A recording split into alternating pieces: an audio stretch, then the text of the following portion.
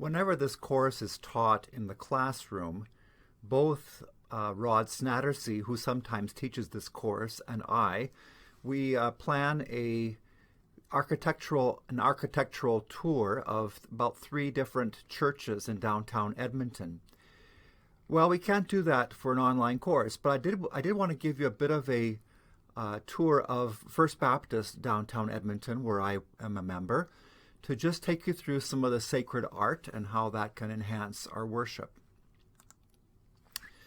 One thing you would notice when you walk into the Christian Education office area is that we have quilts hanging from the walls, and those are changed from time to time. We have a quilting group that quilts along the theme of the liturgical year.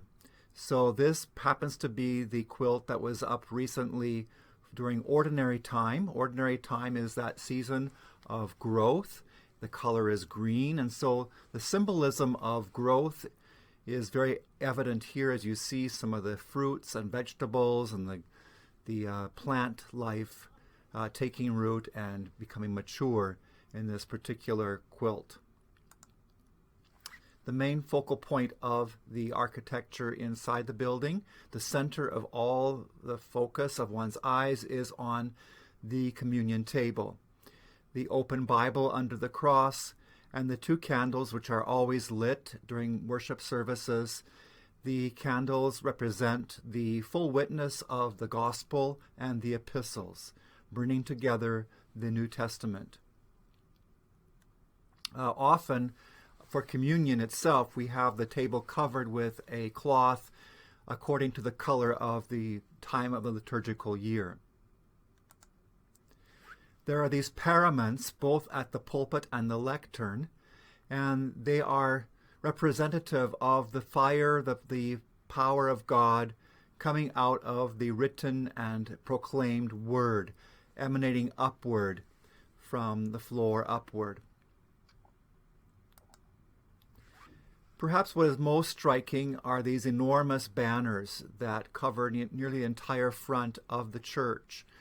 These were commissioned by an artist at Trinity Western University by the name of Erica Vance. She designed them, and they represent the mission statement of the church, which is to seek the peace and well-being of the city. On the left hand, you have the one who is imploring and seeking, an androgynous figure lifting hands up to God, asking on behalf of the city. On the right hand, you have the power of God, perhaps in an angelic form, coming down with the hand to bring shalom, to bring healing to the city. And of course, that is done by means of the broken body and shed blood of Christ. And so in the middle of that is the banner above the baptistry font, where the bread is being broken on behalf of the world. These banners were stitched together by over 120 volunteers and more than 1,000 hours of volunteer work. They were commissioned at the church's centennial in 1993. Here's a closer up of the banner of the broken bread above the baptistry. So we have both sacraments represented here, baptism and the Lord's Supper. We wear different colors depending on the seasons of the year. So this happens to be a picture that was taken in the fall during the season of ordinary time. So we are wearing green stoles around our clerical gowns. In particular, some of them are woven with Bolivian wool and made by our Bolivian brothers and sisters from our sister church in North Potosi, Bolivia. So they also remind our congregation of our connection with our sister church there. The woman on the left is the music director, choir director, so she's wearing the choir gown, not the liturgical gown. We make use of candles from time to time to symbolize our prayers to God and God's coming to us.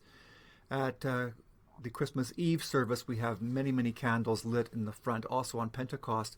But during Lent, we place this table of candles at the front, and people are able to come up and light a candle during the time of the gathering. We have a silent time, and people light candles representing their various prayer requests and their burdens, and then these are mentioned just silently during the corporate prayer or prayers of the people. We pray for all the burdens and concerns that are represented by these lit candles. This is a picture of the chapel, which also has a communion table with the two candles, the Gospels and the Epistles, and the candle of the Christ candle, the presence of Christ in our midst.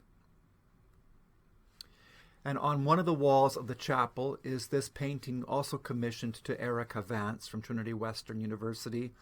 It covers a huge section of the chapel. It's probably about, I'd say about 18 feet wide and almost 10 feet tall. And it represents the process of spiritual formation. Again, the figures are androgynous, so anyone can identify with them, and with that process of birth and being developed and the encouragement of others along that way. So it's a very interesting, somewhat abstract painting that invites people to enter into reflection.